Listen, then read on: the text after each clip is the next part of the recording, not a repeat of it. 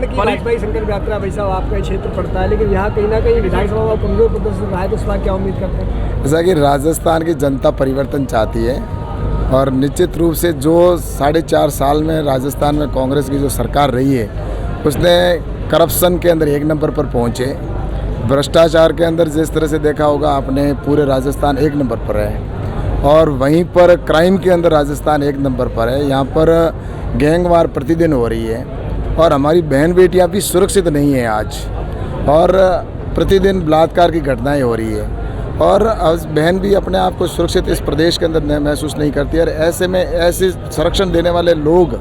जो कांग्रेस के हैं, उन्हीं के मंत्री विधानसभा में बोल के कहते हैं कि ये मर्दों का प्रदेश है। तो ये मर्दों का प्रदेश इसलिए नहीं है, देश के लिए आन बान और शान के लिए जान दी है, यहाँ पर बहनों के लिए रक्षा करने के लिए जान दी है, लेकिन इन लोगों ने जिस तरह से ऐसे बयान देकर ऐसे अपराधियों को संरक्षण देने का काम किया है, तो निश्चित रूप से राजस्थान की जनता है वो परिवर्तन चाहती है। इस जंगल राज हो चुका है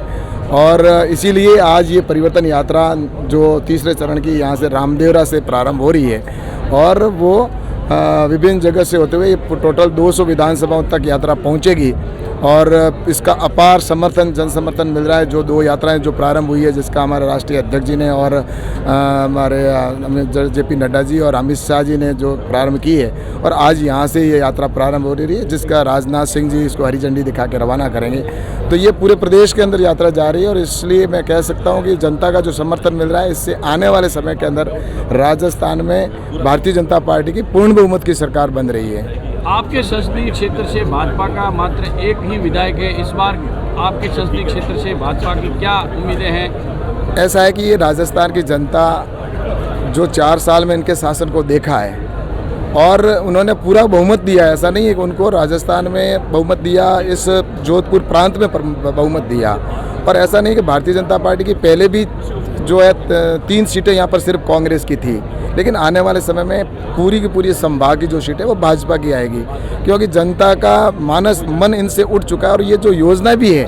वो भारतीय जनता पार्टी और केंद्र सरकार की योजनाओं को अपनी योजना बताकर और अपना फोटो लगाकर अशोक जी गहलोत और अपने वाहवाही लेना चाहते हैं, लेकिन जनता अब इनके झूठ को समझ चुकी है। उन्होंने किसानों से वादा किया था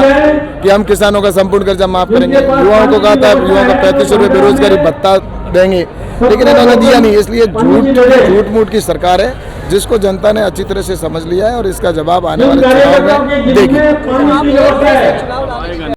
देश में चुनाव निश्चित रूप से इसकी आवश्यकता है। इस बात को हमारे प्रधानमंत्री आदरणीय नरेंद्र मोदी जी ने पहले ही कहा था,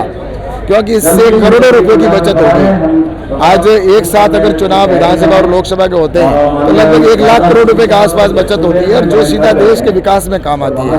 पर इसको लेकर जो ये घमंडिया गठबंधन है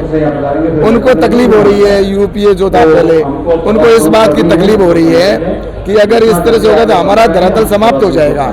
लेकिन और ये जो इनका गठबंधन बना है उनका सब कुछ बिखर जाएगा, कुनबा जो बनाया है इन्होंने। तो इसलिए लेकिन देश चाहता है और देश के हित में जो भी निर्णय होता है वो प्रधानमंत्री जी हमेशा करते आए हैं और आने वाले समय में मुझे उम्मीद है कि जो भी निर्णय होगा, क्योंकि ये भविष्य का विषय है, लेकिन ये देश हित का निर्णय रहेगा जब भी आएगा। सर, पश्चिमी राजस्थान में अवैध पदार्थों की तस्करी काफ़ी बढ़ रही है, हाल के दिनों में देखा गया है। यदि बीजेपी की सरकार आती है तो इस पर क्या कदम उठाएगा? मैंने कहा ना, ये सीमावर्ती क्षेत्र है और यहाँ से पाकिस्तान से भी कई लोग ऐसे तस्करी का काम करते हैं, लेकिन इनको संरक्षण किसका मिल रहा है? यहीं के जनप्रतिनिधियों का संरक्षण इनको मिलता है। यहाँ पर जिस तरह से बाहर से भी यहाँ पे भी जो तस्करी का सामान आता है उसमें इनके जो जनप्रतिनिधि है वो उनको संरक्षण देते हैं। बजरी माफिया है, बजरी को अंदर जिस तरह से लूट कर रहे हैं, इतने भाव बढ़ गए, इनकी पार्टनरशिप है उन्होंने बना रखी है। तो ये सारी चीज़ें राजस्थान के अंदर जो हुई है, इसीलिए तो ये आज परिवर्तन यात्रा जो यहाँ से प्रारंभ हो रही है, ये परिवर्तन यात्रा के अंदर अपार जनसमूह जो जनता का मिल रहा है, समर्थन मिल रहा है, वो इनको आने वाले समय के अंदर